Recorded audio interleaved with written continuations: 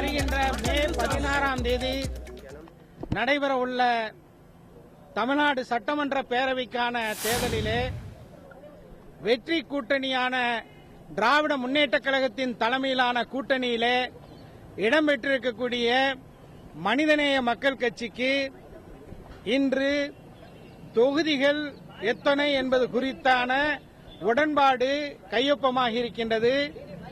இந்த திராவிட முன்னேற்றக் கழகத்தினுடைய தலைவர் பெரும் மரியாதைக்குரிய டாக்டர் கலைஞர் அவர்கள், அதேபோன்று மனிதநேய மக்கள் கட்சியின் சார்பாக நானும் கையொப்பமிட்டுள்ள இந்த உடன்பாட்டின்படி வருகின்ற சட்டமன்ற தேர்தலிலே திராவிட முன்னேற்றக் கழகத்தினுடைய கூட்டணியிலே மனிதநேய மக்கள் கட்சி 5 தொகுதிகளிலே போட்டியிடும்.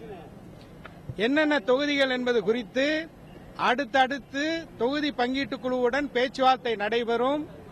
இன்று தமிழகத்திலே மிக வலிமையாக மக்கள் மத்தியிலே ஒரு ஆட்சி மாற்றம் வேண்டும் என்ற எண்ணம் மிக வேகமாக வளர்ந்து வருகின்றது.